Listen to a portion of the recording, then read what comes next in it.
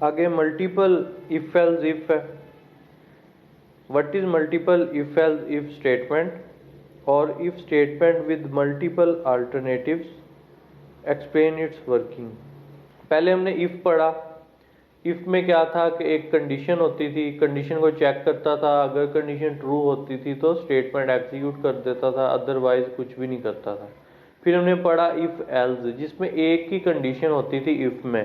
अगर तो condition true हो जाती थी तो इफ वाली बॉडी एग्जीक्यूट कर देता था, अगर कंडीशन फॉल्स होती थी तो एल्स वाली जो स्टेटमेंट्स थी वो एग्जीक्यूट करता था। अगर हमारे पास एक से ज़्यादा कंडीशंस हों तो हम क्या यूज़ करेंगे, हम मल्टीपल इफ एल्स यूज़ करेंगे, जिसमें दो या दो से ज़्यादा कंडीशंस होंगी हमारे पास। कंडीशंस को चेक करेगा, ट्रू उनमें से कोई एक ही होगी कंडीशन।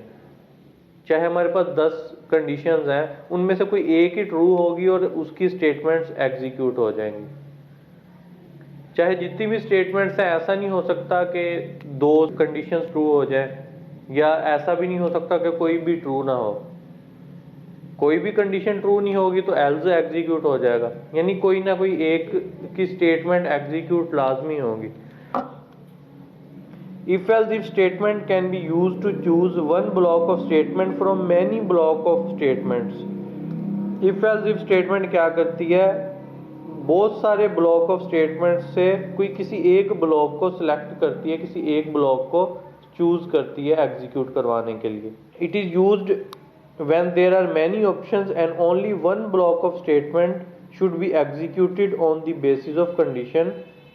ये कब इस्तेमाल होती है, जब हमारे पास बहुत ज़्यादा ऑप्शन हो, बहुत ज़्यादा ब्लॉक ऑफ स्टेटमेंट्स हो, लेकिन उनमें से किसी एक ब्लॉक को एग्जीक्यूट होना हो, किसकी बेस पे, कंडीशन की बेस पे।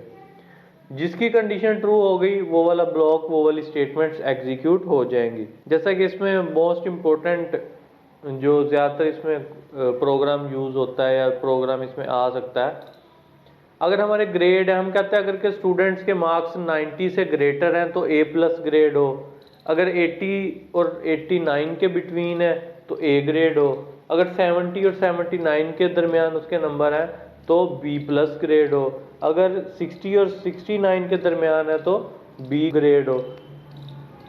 तो ऐसे क्या कि अब ये कंडीशंस क्या हैं, 2 से ज़्यादा कंडीशंस हैं, तो क्या है कि इसमें मल्टीपल इफ एल्स के ज़रिए हम इसको कर सकते हैं। सिंपल इफ से तो नहीं हो सकता या इफ एल्स से तो नहीं हो सकता, क्योंकि कंडीशन ज़्यादा हैं इसमें। सिंटैक्स क्या है इसका, सिंटैक्स में इफ कंडीशन, अगर कंडीशन ट्रू होगी तो ब्लॉक 1 एग्जीक्यूट होगा, अगर कंडीशन फॉल्स होगी तो इसके ब्लॉक को स्किप करके दूसरी कंडीशन पे आ जाएगा। एल्स इफ फिर कंडीशन, फिर इस कंडीशन को चेक करेगा, अगर ट्रू होगी तो ब्लॉक 2 एग्जीक्यूट होगा, अगर फॉल्स होगी तो इसे भी स्किप करके अगले इफ एल्स पे आ जाएगा। एल्स इफ कंडीशन, अगर ये कंडीशन ट्रू हुई तो ब्लॉक 3 एग्जीक्यूट होगा, ऐसे ही आगे कंटिन्यू होता रहेगा। जहाँ कोई कंडीशन ट्रू हो गई, चाहे वो पहली कंडीशन ट्रू हो गई, तो वो क्या करेगा, बाकियों को चेक नहीं करेगा, वहीं पे टर्मिनेट हो जाएगा। सही है, मतलब अगर हम पहली कंडीशन है, पहली ट्रू हो गई, ब्लॉक 1 एग्जीक्यूट करके टर्मिनेट कर देगा, एंड कर देगा, अब बाकियों को चेक ही नहीं करेगा। अगर दरमियान में 2, 3, 4 कहीं पे भी कोई भी कंडीशन ट्रू हो गई तो वहीं पे उसे स्टेटमेंट को एग्जीक्यूट करने के बाद एग्जिट कर देगा, उससे उसके बाद वाली जितनी भी स्टेटमेंट्स हैं या कंडीशंस हैं उन्हें चेक नहीं करेगा। अगर कोई भी कंडीशन ट्रू नहीं होती तो आखिरी एल्स के अंदर जो एल्स की स्टेटमेंट्स होंगी वो एग्जीक्यूट करवा देगा, जैसे इफ एल्स में होता था। अब इसमें जो पहला इफ है ना, उसका के बाद जो एल्स इफ आ रहा है, पहले इफ का एल्स है उससे अगले वाला इफ से पहले, जो सेकंड इफ से पहले जो एल्स आ रहा है ना, वो पहले इफ का एल्स है। फिर जो इस एल्स के आगे इफ है, इसका एल्स कौन सा है, इससे अगले वाले इफ से पहले जो आ रहा है। इस इफ का एल्स कौन सा है, जो उससे आगे आएगा। आखिरी वाले इफ का एल्स कौन सा होगा, जो एंड में अकेला एल्स है ना, वो आखिरी वाले इफ का होगा।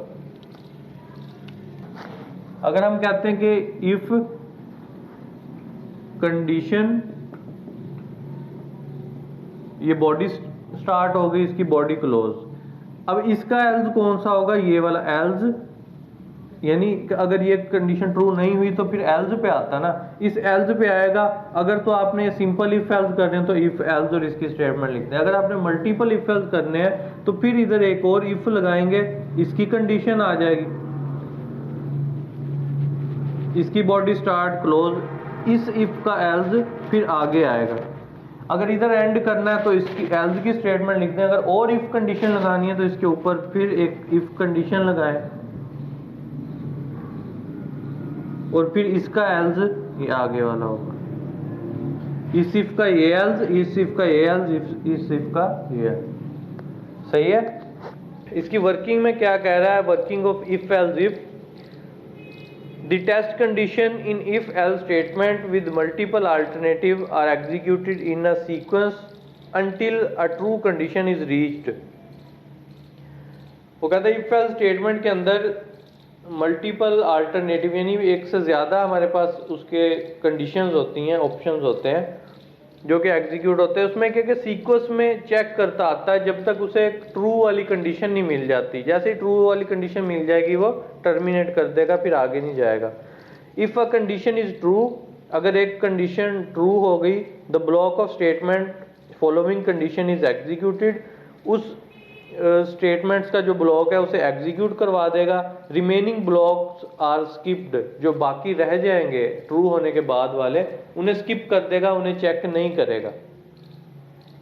If a condition is false, अगर कंडीशन फॉल्स हो गई, the block of statement following condition is skipped, तो उस कंडीशन का जो ब्लॉक होगा, जो स्टेटमेंट्स होंगी वो स्किप होंगी। The statement after the last else are executed if all conditions are false. अगर सारी कंडीशंस फॉल्स हो गई तो फिर क्या है कि जो आखिरी इफ का एल्स होगा, आखिरी जो एल्स बचेगा उसकी स्टेटमेंट्स एग्जीक्यूट हो जाएंगे। सही है। आगे इसका प्रोग्राम देखें। Write a program that input a number from user and determine whether it is positive, negative और जीरो। वो कहता है एक नंबर यूजर से इनपुट लें और चेक करें कि ये पॉजिटिव है, नेगेटिव है या जीरो है। अब पॉजिटिव कब होगा, जब वो जीरो से बड़ा होगा। नेगेटिव कब होगा, जब जीरो से छोटा होगा। अगर नंबर जीरो से बड़ा भी नहीं है, छोटा भी नहीं है, तो फिर क्या होगा, वो इक्वल होगा, तो फिर वो क्या होगा, जीरो होगा। प्रोग्राम में क्या है, पहले hash include stdio.h angle brackets में, हैश इंक्लूड एंगल ब्रैकेट्स में conio.h, void main करली ब्रैकेट स्टार्ट, इंट n हमने एक वेरिएबल डिक्लेयर करवाया जिसकी टाइप हमने इंटीजर रखी। क्लियर स्क्रीन, ताकि हमारी जो स्क्रीन है, आउटपुट स्क्रीन है, वो क्लियर हो जाए। Print F enter a number, जब प्रोग्राम रन होगा तो हमारे पास मैसेज क्या आएगा, एंटर अ नंबर। जो हम नंबर इंटर करेंगे वो scan F inverted comma %d comma and n, scan F की वजह से n को वो नंबर मिल जाएगा, वो वैल्यू मिल जाएगी। अब कंडीशन है, अब सबसे पहले हमने चेक करना है कि नंबर पॉजिटिव है या नहीं है।